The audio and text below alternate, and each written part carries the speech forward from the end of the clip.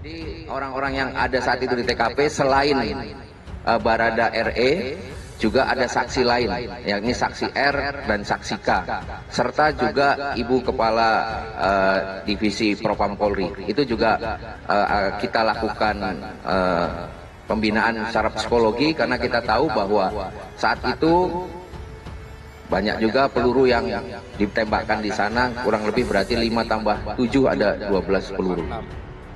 Nah, beberapa hal yang juga kami konfirmasi soal obstruction of justice. Jadi tadi yang sudah dibilang oleh Pak Tovan, obstruction of justice memang dia yang mengakui bahwa memang dialah yang menyusun cerita, dialah yang mencoba untuk membuat TKP sedemikian rupa sehingga semua orang juga susah untuk melakukan membuat terang peristiwanya karena memang ada kerusakan di TKP. Peristiwa ini tadi sudah saya sampaikan sangat tidak mencerminkan oknum ini sebagai kepribadian anggota polisi. Kita terikat pada disiplin, pada kode etik, pada pantangan-pantangan menyentuh tindakan-tindakan yang apalagi menyangkut pidana gitu ya. Dengan jelas Pak Presiden mengutarakan jangan ada yang ditutup-tutupi, terbuka. Kan itu instruksi Presiden. Jadi keluarga menerima apapun, misalkan dia membuka silakan. Iya, terbuka, menerima. Apapun konsekuensi, apanya itu? Hasil gitu. Hasil. Tapi jangan diolah-olah seperti kronologi yang lalu-lalu. Dan ini penembakan yang sangat tragis. Kasus polisi koboi ini selalu berulang karena Indonesia perlu melihat tidak konsistennya Polri dan elit-elit Polri dalam mengawasi anak buahnya. Sehingga anak buahnya itu cenderung semau gue, brutal, dan bertindak mencederai rasa keadilan masyarakat, bahkan menjadi monster masyarakat. Algernya ruang Propam Polri era Ferdi Sambo periksa polisi sambil mabuk dan lepas tembakan. Pengacara keluarga Brigadir Yosua Komarudin Simanjuntak membongkar perilaku Irjen Ferdi Sambo saat masih menjabat sebagai Kadif Propam Polri. Menurut Komarudin, di ruang kerja Irjen Ferdi Sambo saat masih menjadi Kadif Propam Polri mengoleksi berbagai macam minuman keras. Bahkan kata Komarudin, Ferdi Sambo selalu mabuk-mabukan saat memeriksa para polisi yang melakukan pelanggaran. Komarudin Simanjuntak memberi contoh seorang temannya, kepala bank yang berkunjung ke ruang divisi Propam Polri sampai kencing di celana saking ketakutan. Host acara lalu menanyakan Komarudin mengenai sumber informasi tersebut. Bahkan Komarudin mengatakan bohong jika Mabes Polri tidak tahu perilaku Ferdi Sambo di divisi Propam Polri. Komarudin kembali memberikan contoh saat pemeriksaan seorang poluan berpangkat kompol di divisi Propam Polri. Menurut dia, poluan tersebut sampai menjerit ketakutan dan meminta tolong dirinya saat diperiksa di Propam Polri. Rekam jejak Komjen Agung Budi Marioto, Ketua Tim Sus kasus Brigadir J, rekan Angkatan Tito Karnavian. Rekam jejak Komjen Agung Budi Marioto, Ketua Tim Khusus atau Tim Sus kasus penembakan Brigadir J di rumah Irjen Ferdi Sambo. Komjen Agung Budi Marioto ditunjuk Kapolri Jenderal Listio Sigit Prabowo untuk fokus mengusut kasus penembakan Brigadir J dan Baradae di rumah Ferdi Sambo.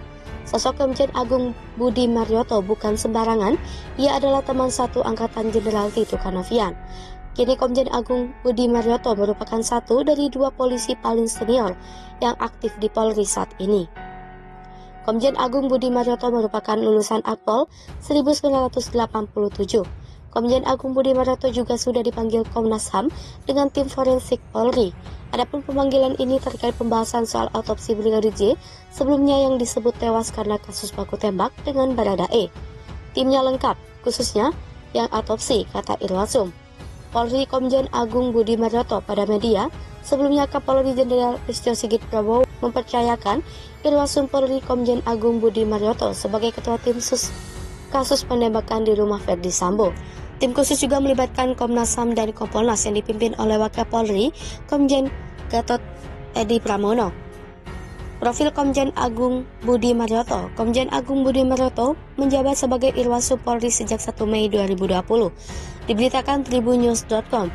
Sebelum menjabat Irwasum Polri, Komjen Agung Budi Marioto menjadi Kepala Badan Intelijen dan Keamanan Polri pada 2019.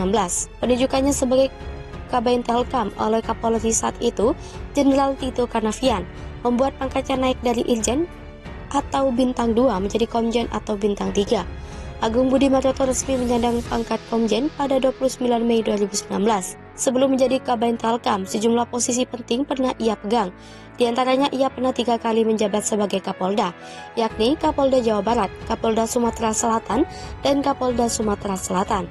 Dalam catatan tribunnews.com, jabatan Kapolda Jawa Barat ia pegang sejak 5 September 2017 saat Agung menggantikan Irjen Anton Carlian. Sebelum menjadi Kapolda Jabar dan Kapolda Sumsel, Agung juga pernah menjabat sebagai Kepala Korps Lalu Lintas Polri.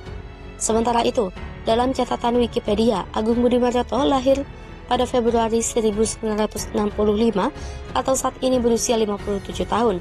Agung Budi Marioto merupakan lulusan Akpol 1987.